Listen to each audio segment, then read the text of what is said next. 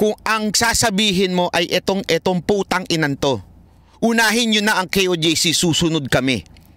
Sensitive ako dahil gago yung ganyang klaseng pananalita. Hindi mo naiintindihan ang sinasabi mo. Hindi biro yan, wag mong gawing putang inang content. Ang linaw ng sinabi ni Marbil at saka ni Torre. Specifically si Torre, sabi niya, lulusob talaga sila at sinabi pa nga niya ata kay Atty. Torre yun, it will be bloody. Noong nag-uusap kami, before the live, alam nyo, halos umiyak po. Si ma'am, yung administrator, yung pinagbilinan ni Pastor Kibuloy. Kaya nga kung papansinin nyo kami sa SMNI Live kagabi, we were begging, if we can beg the AFP to intervene a massacre, please do so. Yun ang panawagan namin sa mga sundalo. There will be a massacre if that happen na maulit yung June 10. Hindi sila aatras. So na nakakaiyak. Na parang, shit, totoo ba to? May humirit nga doon, baka huling presko na natin to. Baka ito na ang huli nating pagkikita. Kasi ang kasunod na pag dilusob sila, buhay na nila ang iaalay nila. Ganito kasi yan. Kagabi, para lang sa kaalaman ninyo, Wednesday night, tama ba? Oo, Friday ngayon. Wednesday night, as in night, after namin mag-SMNI, after nila mag-SMNI, nag-message po ang KOJC at sinabing may press con. So, siyempre ako, nagtaka naman ako. Sa dami-dami naman ng nandun sa press con, bakit kailangan pa ang Banateros, di ba? I mean, bakit? Okay, kasi yung pala napaka-importanteng usapin, yung pag-uusapan sa KOJC. Eto na yon. Pag-usapan natin ngayon. Malupit to. Dito nyo lang maririnig. Pasensya na sa mga taga KOJC kung medyo magiging daldaleros ako ngayon. Kasi ikikwento ko talaga. Ganito kasi nangyari. Siyempre, from the Senate hearing, ang linaw ng sinabi ni Marbil at saka ni Torre. Specifically si Torre, sabi niya, lulusob talaga sila at sinabi pa nga niya ata kay Atty. Torre yun, it will be bloody. Ibig sabihin, talagang handa na sila. Diba? Talagang lulusubin nila ang KOJC. Siguro dahil sa maganda yung pag-interview namin kay Bato noong Tuesday, kaya naanyayahan po uli ang kaming tatlo, si Coach Oli, Boss Dada at saka ako, na para maging kasama doon sa press con. Maraming salamat sa KOJC, sa SMNI, para sa oportunidad dahil talaga nakakatuwa. Sabi ko nga, hindi ko akalain na aabot ako sa ganito na para sa inyo.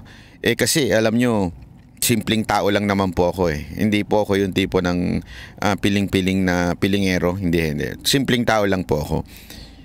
Noong nag-uusap kami, before the live, alam nyo, halos umiyak po. Si ma'am, yung administrator, yung pinagbilinan ni Pastor Kibuloy. Diba? Kasi po, may intel na talaga sila. At yung intel na po yun, confirm ko po yun. Alam ko po yun, nalulusubin talaga sila. And kinausap na sila ni Atty. Torre, ano ba dapat ang gawin? Diba? Ano ba dapat ang gawin natin? Kasi ganito na mangyayari. Ganito. So parang, syempre, as a lawyer, si Atty. Torre, ang advice niya very peaceful, very alam mo yun, parang if we can talk about this, ganito. Pero alam nyo, iba na ho ang sinabi ng mga taga KOJC. Paninindigan namin. No matter what, we will not allow it anymore. Kasi nga, parang nakikiusap, hindi naman nakikiusap, parang sinasabi ni Atty. Torre, pagbigyan pa natin ng isang beses na pumasok sila dito, Pangunahan na natin. Parang pangunahan na. Tayo na mismo magsabi kahit walang ano. So paunahan na natin. Sabi, kasi ang problema ko kasi, yung warrant, paso na. Ang warrant po kasi specific yan eh. Meron lang yan time frame na pwede mong iserve. Hindi yan continuous na ito. Or else, magiging, sabi nga nila parang ano na yan, nanguhula na lang yan. At warrant po yun ano po yun? Warrant of arrest, hindi po yun search warrant. Magkaiba po yun. Diba? Ang problema, kung matatandaan nyo, si Marantan din ay natanggal noon sa serbisyo. Binalik yan noong panahon na kung saan si Tebes, yung issue ng Tebes at Digamo. At merong instance na nataniman yung bukid ni Tebes. Nagdemanda nga sila Diba? Na kung maalala nyo, nagdemanda sila. Na-dismiss yun. Dahil ibig sabihin, nagtanim lang. Di umano. May lumapit po sa KOJC. Tao mismo ng PNP. Hindi kasi masyadong naklaro to Tao mismo ng PNP na ganon ang plano, tataniman sila sa loob. Marami na daw doon sa mga PNP official na yon. Marami doon sa PNP unit na yon na disagree na sa ginagawa ng PNP. Although they cannot do anything about it. Dahil nga daw, di umano, yayariin sila. Pag sila tumutol. Nagigets ninyo? Tapos, di umano si Marantang ay talaga nga namang kilala. Tinatawag nga nilang sabi nung intel ng KOJC, yung lumapit na pulis na kasamahan din nila, kaya nilagay si Marantan para talagang trabauhin kayo.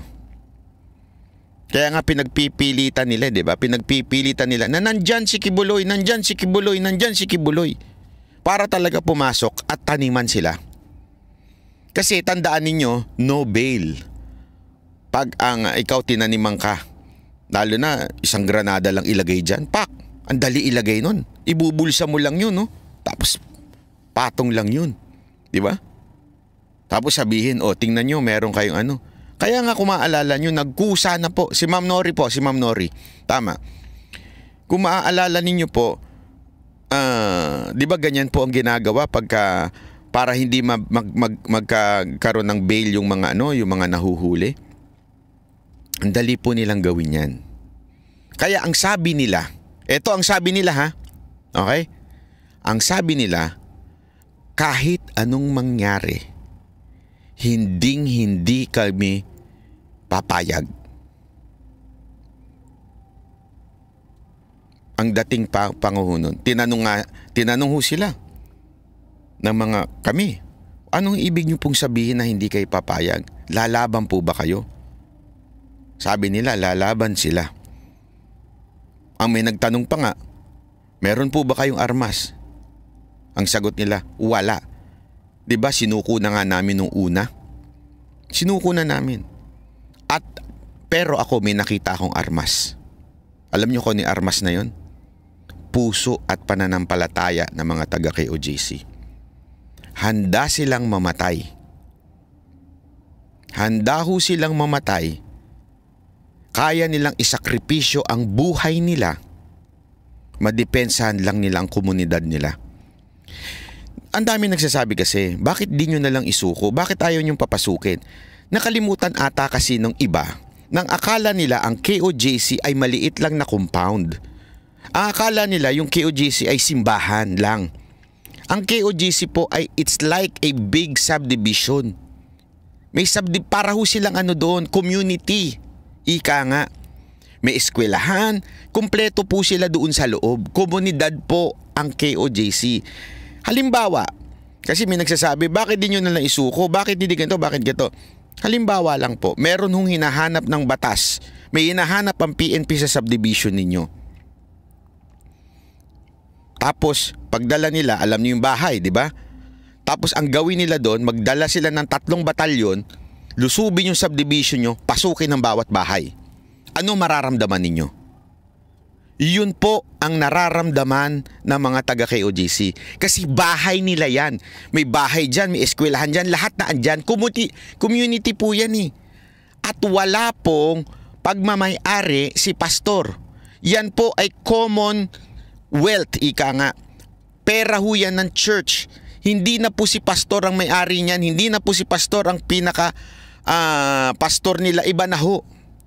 Ang pinaka-ano nga dyan, administrator nga dyan si Pangulong Duterte. Alex Soriano, salamat po. Sa madaling salita, they have no reason going inside the house of this KOJC or this kingdom citizen. Mantakin mo. Pasukin ang bahay mo. Bakit? May hinahanap sa kapitbahay. Papayag kayo? Halimbawa na lang. Short example. Condominium. Nasa unit, kunwari, nasa unit 13 ka. Wala namang unit 13. Di ba? Tapos, ang gagawin ng pulis, may isa-serve na warrant doon sa unit 3. Pero since gunggong yung pulis, hinalungkat ang buong kondo, pinasok ang lahat ng unit. Payag ka? Ganon ang ginagawa sa KOJC. Community yun eh. Tapos papasukin nila lahat. Hindi naman budo nakatira si Pastor Kibuloy at hindi kanya yun. Nagigets ninyo? Malaki po yun. Ganun po kalaki yun. Diba? So anong ibig ko sabihin? Handang mamatay ang mga taga KOJC. Tinanong nga silang paulit-ulit. Kaya kahit ako napapaluha ako nung pinag-uusapan namin. Yung seryosong bagay ito na alam niyo, biruan siya na seryoso na nakakaiyak. Na parang, shit, totoo ba to? May humirit nga doon, baka huling presko na natin to. Baka ito na ang huli nating pagkikita. Kasi ang kasunod na pag dilusob sila, buhay na nila ang iaalay nila. Maintindihan niyo ba yun? Hindi sila uurong. Kahit armado ang pumasok sa kanila, ihaharang nila ang buhay nila. Sabi nga mas matindi pa yan kesa sa armas. Dahil they were trained to give their life for the church. Yun ang training sa kanila ni Pastor Kibuloy. Kaya nga kung papansinin nyo kami sa SMNI Live kagabi, we were begging, if we can beg the AFP to intervene a massacre, please do so. Yun ang panawagan namin sa mga sundalo. There will be a massacre if that happen na maulit yung June 10. Hindi sila aatras. Kahit pagbabarilin pa sila dun. Kaya nga, dito walang biro ito.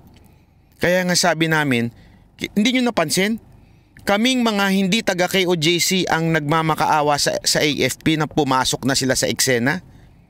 Kahit yung mga kakilala naming AFP, pinadadala namin yung video para pumasok na sila sa eksena. Hindi naman namin sabing kampihan nyo ang KOJC. Hindi yun. Huwag nyo lang pahintulutan ng illegal na pagsuserve ng warrant ng PNP or else hindi talaga magkakamatayan.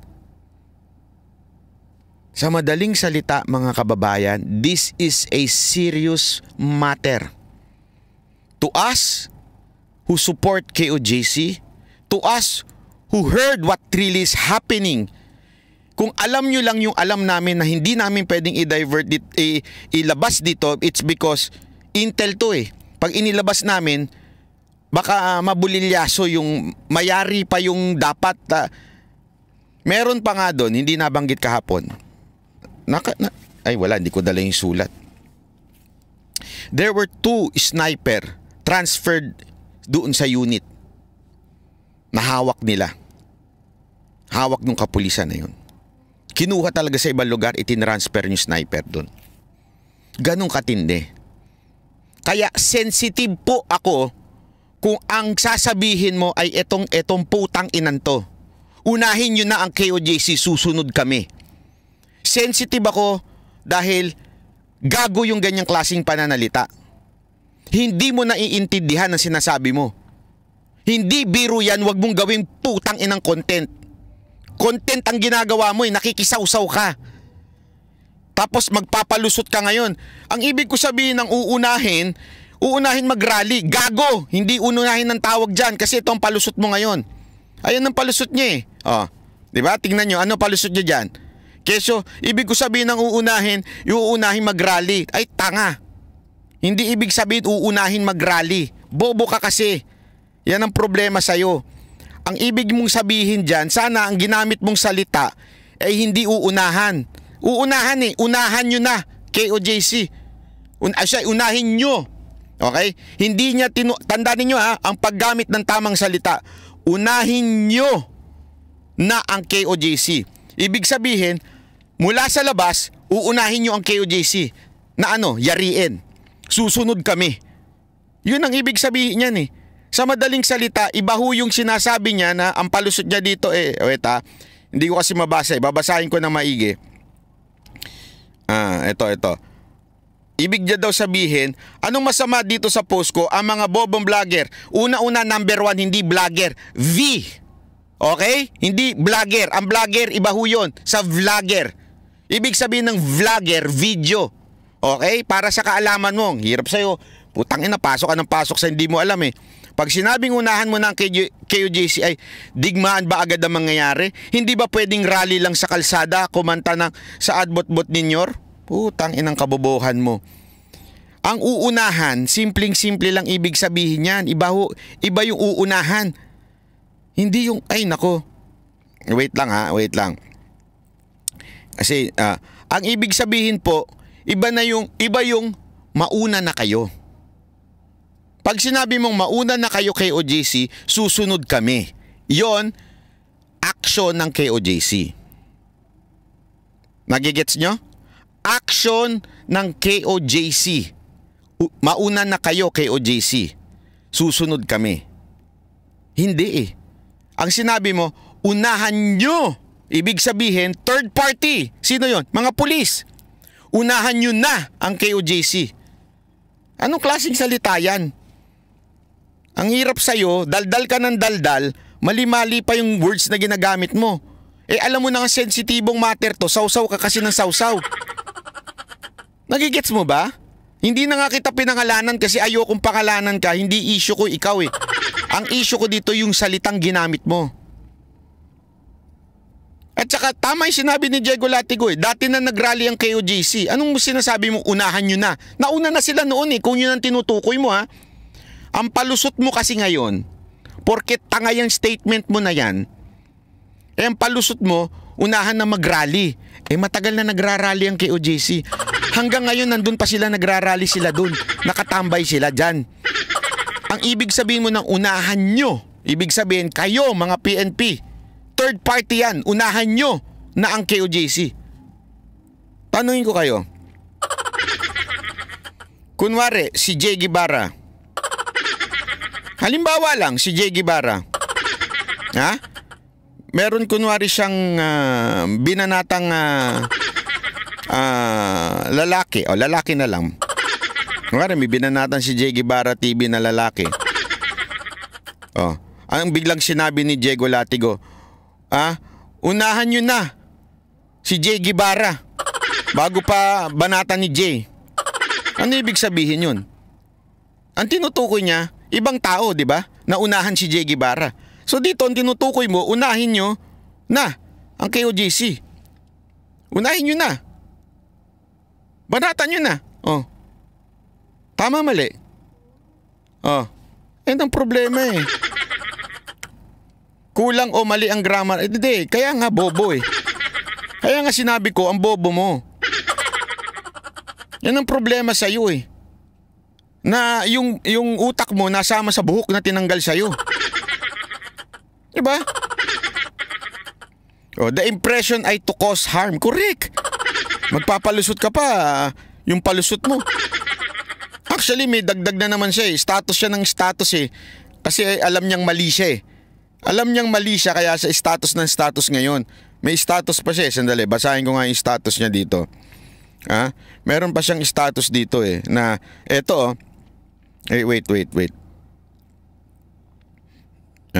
Ito, May status pa siya na kesyo, panay-light nyo sa akin na Bisaya daw ako. Putang ina, sino nag-light sa'yo na Bisaya ka? Wala nang lalait sa'yo. Alam mo ba na okay ang mga Bisaya? Totoo, silang pinakamalambing, di ba? Hindi totoo. Pagka nagsalita ang mga Bisaya, talaga napaka-cute nila. Wala ko sinasabing kailan nilait namin na pagka-Bisaya mo. May mga kasamahan kaming Bisaya. Animal kayo mga bisda kasi Bisaya ako at proud akong Bisaya. Di ba Bisaya din ng mga Duterte? Gag lang talaga. Andiyan ka na naman sa Bisaya card mo. Pag napapatunayang bobo ka, lagi mong gagamitin yung Bisaya card mo. Na parang lagi kayong inaaping Bisaya. Walang nangaapi sa yung Bisaya. Lahat tayo Pilipino. Wag mo kami daanin sa Bisaya. Bisaya kasi kami kaya inaaway nyo kami. Bisaya. Hindi. Bisaya din si Jay Guevara. Ano ba sinasabi mo? Iba yung Bisaya sa tanga. Magkaiba yun. Pambihira ka, oo. Ang Bisaya, magagaling niya, matitikas yan. Mas madalas pa nga kami, madalas nga kami dyan. Mahal na mahal. Gusto ko na nga tumira dyan sa Davao eh. Di ba? Tapos sasabihin mo, porkit Bisaya, walang kinalaman. Alam mo kung nasa husgado ka, pahiya ka. Bakit? Na-objection your honor ka na eh. Irrelevant. Anong connection ng pagiging Bisaya mo? Hindi ka Bisaya, tanga ka lang. Magkaiba yun. Pambira ka. Paawa pa. Oo nga eh. Yan ang lagi niyang card. Pag napapahiya na siya sa kabubuhan niya, gagawa na naman siya ng eksena na Bisaya ako eh. Bisaya ako, kaya ako inaapi. Ang dami-daming Bisaya dito. Hinapi ko ba kayong mga Bisaya dito? Di ba? Meron ba akong hinapi sa inyong Bisaya dito? Sige nga. May hinapi ba akong Bisaya dito? Yung post mo ng ang pangtanga, tinira namin hindi yung pagka-Bisaya mo, sabi ni Diego Latigo. Correct. At mas magagaling mag-English ang mga Bisaya. That's correct. As a matter of fact. Di ba? Katulad niya ni Atty. Torion. Ayun grabe ho yun. Hangang-hanga ako dun. Inciting to sedition yun, sir, ginagawa. Ano inciting to sedition? Putang ina naman to. Tanga-tanga naman, Ang dami yung tanga din, Si Mendang, salamat po. Inciting to sedition. Wala ko sinasabing kinikwento ko sa inyo yung ewan ko ba, ba't ako magpapaliwanag pa sa yung tanga ka? Sinasabi ko sa inyo, sinasabihan mo? Itong vlogger na to? Yun ang inciting to sabi kasi nito, baka yan ang ibig niya sabihin. KOJC, unahan nyo na, susugod kami. Oo nga eh. Mali nga eh. Ang sinabi niya, unahin nyo. Ibig sabihin ng nyo, kasi nyor ka ng nyor eh. Yan ang problema sa'yo. Hilig mo gumamit ng nyor. Jejemon ka kasi. Di ba? Na-misunderstood. Di ba? Paano na-misunderstood? Sige nga, lahat kami naka-misunderstood sa banat nitong, hindi ko napapangalanan yung pangalan niyan ha. Walang kwenta yan eh. Sorry, hindi ko nabigyan ng oras yung pangalan niyan. Di ba? Ayan lang. Hindi, alam mo yung mga troll na ho dyan. Eto yung mga hirit nila. I think banat bay kulang ka sa tulog. Mga ganyan. Mga ganyan. Pantanga lang yan. Mga tangang comment yan eh. Mr. Know It All yan. Alam mo naman. Pino-point out nga natin kung bakit tayo sensitive sa issue na to. 'Di ba? Pinaliwanag ko sa inyo kasi nga galing po kami niyan kagabi diyan sa KOJC. So hindi nyo dapat ginagawang for the content yan. Dahil paulit-ulit ko sinasabi, delikado na po ang nangyayari sa KOJC. Anytime lulusubin sila. Lanay ay salamat po. Anytime, maaaring hindi maganda ang mangyari. Kasi alam mo, kami mismo ako, lahat kami, nang hindi taga KOJC, pinapacify namin ang mga taga KOJC, sinasabi namin, alam ko na kayo ay naninindigan sa inyong prinsipyo, pero sana walang mangyari. Lahat kami ganun ang ginagawa eh. Lahat kami, yun ang sinasabi namin, 'di ba? Tulungan natin ang Tapos biglang may magbibiro ng ganyan. May hihirit ng ganyan para lang may content siya.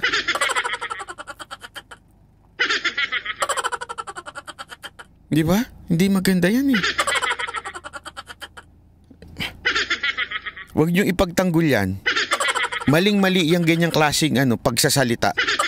Sabi nga may mga bagay na masamang biro di ba? Biro man siya. Hindi ko sinasabing biro to Pero may mga ganun yung masamang biro ika nga. Huwag ganun. You're talking about lives of KOJC people here.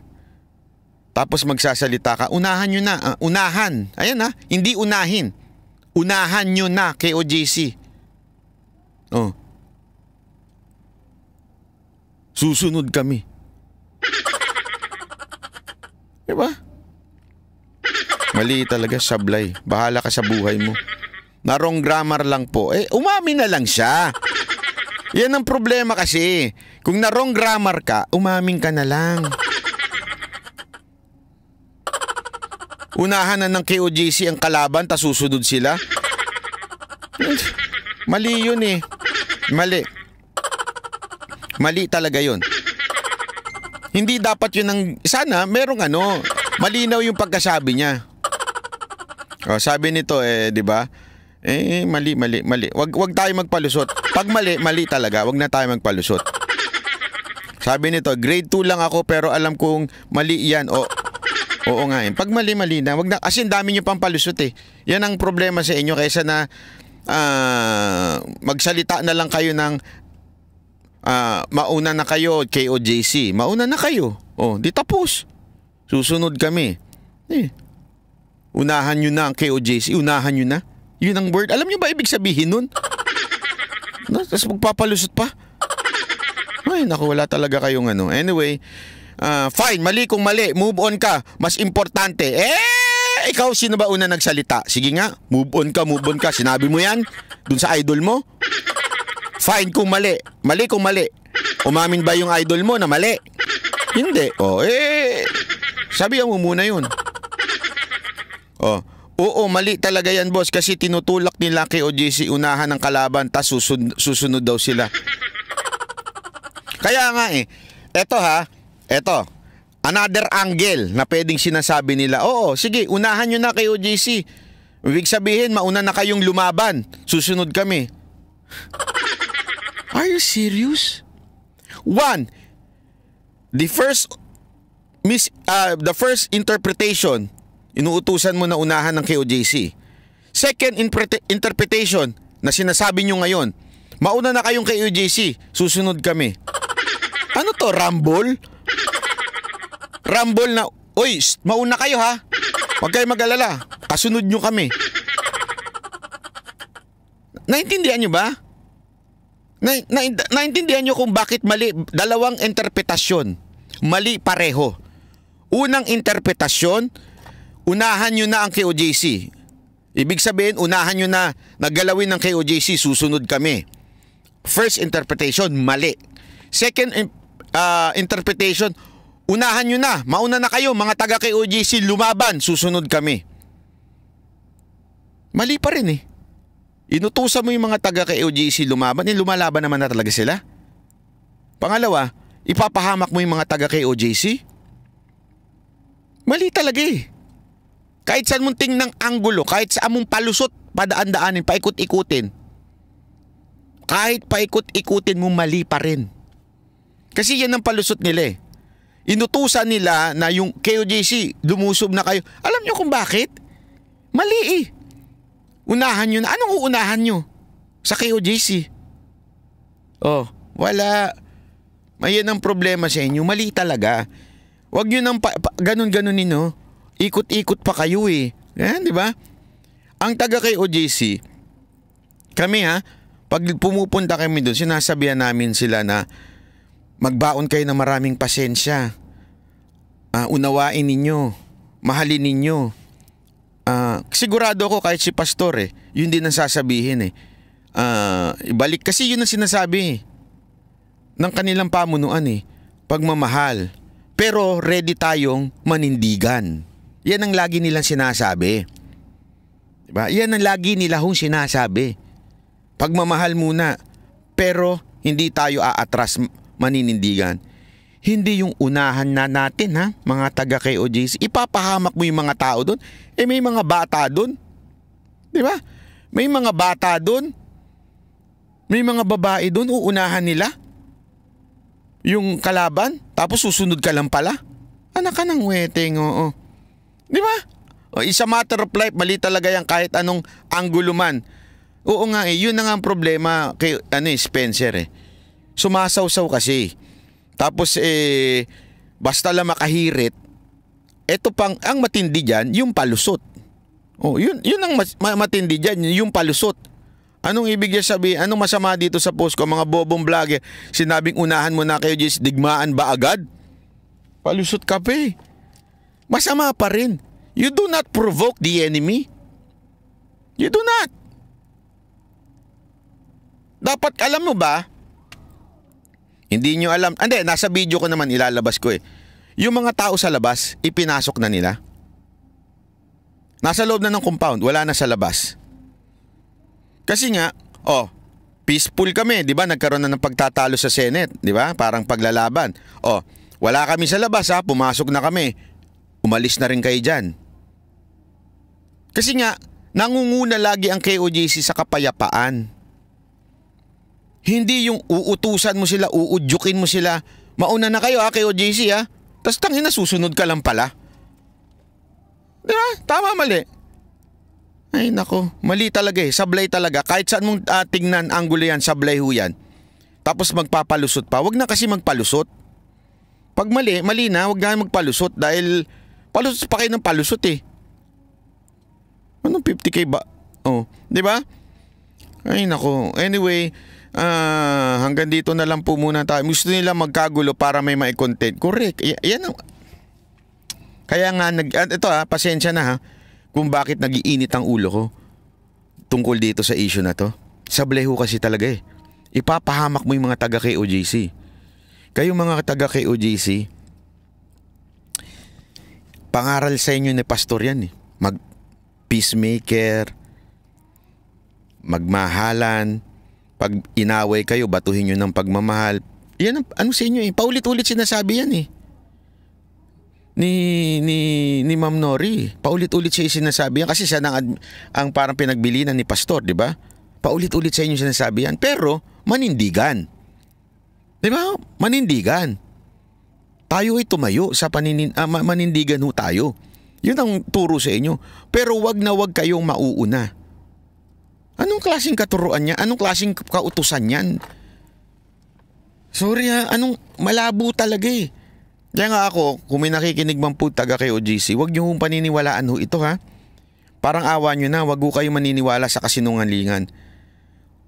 Ako hindi ko ipipresenta sa inyo ang utos. Ito ang utos ng demonyo. Ganyan ang utos, ganyan ang demonyo mag-utos Di ba? Unahan mo na pre. Gago sa'yo yan Unahan mo na. Utos ng demonyo ganyan Di ba? Pag may kaaway ka, kaysa naman unahan ka, ano gusto mo? Patay o pumatay? Di ba? Parang ganun Ganun ang utos ng demonyo Pag may kaaway ka, ano gusto mo? Unahan mo na. Di ba? Utos, ganun ang demonyo. Ano utos ng Diyos? Sige nga. Ano utos ng Diyos? Pag sinampal ka sa kanan, bigay mo kaliwa. Pag binato ka ng batoy mo tinapay, di ba? Blessed are the peacemakers. Yun ang utos. Pero, ang inutos din, manindigan. Manindigan ka sa tama, ipaglaban mo, pero hindi ikaw ang magsisimula ng gulo. Tama, mali. Yung ganito, bulong ng demonyo, ganyan. Alam mo, ang ganda nung dito ako magtatapos Ang ganda nung sinabi ni Ma'am Nori kagabi. Ito. Sinulat ko yun Ito. Wait lang Ito wait lang. Ito. Ang ganda nung sinabi niya kagabi. Alam mo, kasi tinanong siya meron ba kayong weapon dito sa loob? Seryosong tanong yun. Sabi doon, talagang pa yun Ano yun? Very private meeting yun. Kasi we would like to know ganyan. Basta private meeting. Alam mo sagot ni ma'am? Wala. Naniniwala kasi kami, for we wrestle not against flesh and blood, but against principalities, against power, against the ruler of darkness of this world, against spiritual wickedness in high places. Ano ho yun? Ephesians 6 verse 12. Nagigets niyo po? Ang kalaban natin ay not against flesh and blood, but against principalities and against power, rulers of darkness. Ang kalaban natin dito ay demonyo. Ang kalaban ng KOJC ay demonyo. At yung mga bumubulong na demonyo. Hindi ang kalaban ninyo ay yung mga tao. Kaya nga, nung nandun ako, naintindihan ko eh. Yung sinabi nilang, we will not give up this community. We will fight until to our last breath. Sa madaling salita, handa po ang mga taga-KOJC na ipaglaban ang kanilang komunidad hanggang sa kaduluduluhan ng kanilang buhay.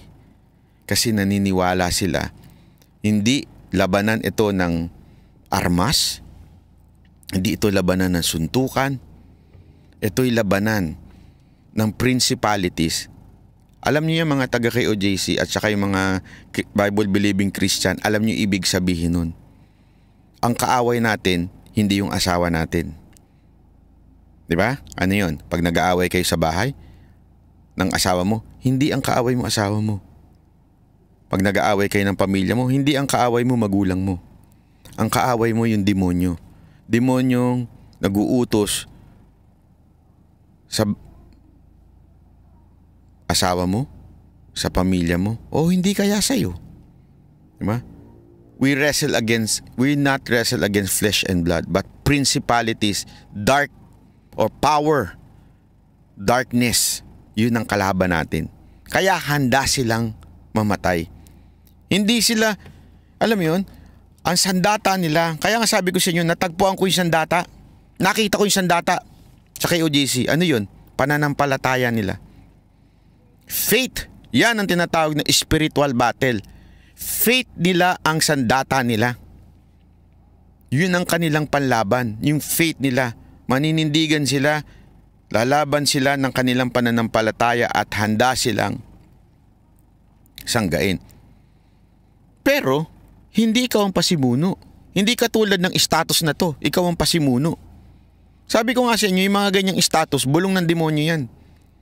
Huwag niyong tutularan yan, mga taga-KOJC. Huwag niyong susundin yan, mga taga-KOJC. Bulong ng demonyo yung ganyan. Hindi ko sinasabing demonyo nagsulat yan, ha? Ang sinasabi ko, bulong ng demonyo yan. Alam niyo ibig ko sabihin yan. Tinitempt kayo ng demonyong lumaban. Tinitempt kayo, ganyan ang ginagawa ng mga bata ni Tore. Diba? Ipoprovoke kayo. Tapos kayo lulusob. Kaya nga ang ganda ng ginawa nila eh. Ito ang ganda ng ginawa nila. Umatras sila. Ibig sabihin, wala sila sa labas. Pumasok sila sa loob. This is our territory. We stand here. Yung sa video ko, ipapakita ko sa inyo. Hindi ngayon. And ine-edit pa ni RJ. RJ, pakibilis ang onte ha. Pagpasok namin, nandun lang sila. Ibig sabihin, nagpakita sila, we are peaceful, we are not to attack, we are just here to defend. Yun eh. Kaya, mga kababayan ko, diyan sa KOJC, mga kapatid ko sa KOJC, hindi man nyo ako kasamahan ng pananampalataya, magkakaiba man tayo ng pananampalataya, wag po kayong makikinig sa mga ganitong bulong. Bulong ito ng demonyo, na mauunahan nyo sila, hindi tama yun. Ang tama hong pakikipagdigma ay hindi ho ganyan. You stand, kasi nakita nyo ba, eto, bigyan ko kayo ng halimbawa. Nung mga disipulo nun, nung iniwan na sila ng Panginoong Hesus, di ba? Naiwan sila dito. Nakita nyo ba sila nag-retaliate? Ang akala nga sa kanila, kaya sila pinapatay because mga zilo sila eh. Hindi yung silosa, magkaiba yun. Asawa nyo yun. Yung zilot, ibig sabihin, passionate sila. Akala nung gobyerno, mga rebelde sila. Pero hindi alam nung gobyerno they have fire inside. Kaya nga 'di ba tandaan niyo yung Pentecost? Bumaba ang espiritu ng Panginoon at nasa kanila. Kaya yung mga puso nila nag-aapoy. Nag-aapoy para sa Panginoon. Akala ng pamumuno nun, ng Rome, mga rebelde ito. Tanungin ko kayo, yung mga apostol ba lumaban? Hindi. Pinipersecute sila. Lahat nga ng apostol, di ba, they were all persecuted except for, I think 2 or nakalimutan ko ng exact number na hindi na dumaan sa pagkamatay. Pero lahat sila, binitim patiwarik, pinakong patiwarik, tapos lahat talaga, hindi sila lumaban. Kasi nga, they understood yung spiritual warfare. Kayo mga taga KOJC, spiritual warfare ang tawag dyan. Ang kalaban nyo dyan, demonyo. Ano ang tamang panlaban sa demonyo? Panalangin at pananampalataya. Hindi yung uunahan nyo na. Unahan nyo na ha, KOJC ha, unahan nyo na. Susunod kami. Tama, mali. Except dyan, yun, sabi ni sino man nagsabi nun? Yun. Tama, mali. Wag ka daw, mamilit, baka patulan niya tayo Ay, natakot ako. Natakot ako doon, natakot ako. Yung ba sinabi niya? Binantaan ako? Ay, sige na. Nakakatakot naman yan, Jeggy Bara. Nakakatakot yan, ha. Naku, grabe. Baka magka-revolusyon yan. Nakakatakot yan, ha. Binantaan ba ako? Pambihira naman. Pambihira. Takot na takot ako dyan, ha. Nag-aantay lang nga kami. Sabihin. Diba? Pambihira, binantaan pa pala ako. Ano sabi niya? Wag mo kaming piliting lumaban. Lalabang kami. Ano to? Sinasalo lang daw tayo ng boss natin, wag natin siyang sagarin. Sinong boss? Wala naman akong boss. So anong gusto niyang laban? Diyan mo makikita na yung tao pikon na. Pikon na. Hindi, pikon na ang tawag dyan. Kasi hindi na ang usapan dito ay usapan ng prinsipyo. Gusto niya ng mamersonal. Di ba? Auto-delete ba si Jeggy Bara doon? Di daw natin pag mamay-ari ang Davao at Duterte kaya wag daw siyang sagarin. Hindi. Ako wala akong problema kung gusto mong sagarin. Hindi ako ayoko ayoko makipag-away ng pisikalan ha. Pero madali naman akong kausap. Hindi. Saka bakit kita pipisikalin? Hindi, bakit kita pipisikalin? Sayang naman yung pagpapractice ko. Di ba? Bakit kita pipisikalin? Pero hindi tama yon, mali yon. Kung totoo yan sinasabi ni Jeggy Bara, ha? O sulsulero lang si Jay. Ha?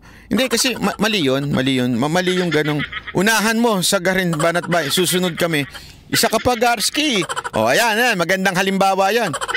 Sabi ni Garski, unahan mong sagarin. Banat bay, susunod kami. Anong ibig sabihin yan? Unahan ko daw si vlogger. Diba? Unahan ko daw si vlogger. Okay?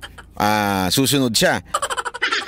Una-una, excuse me po, Garski.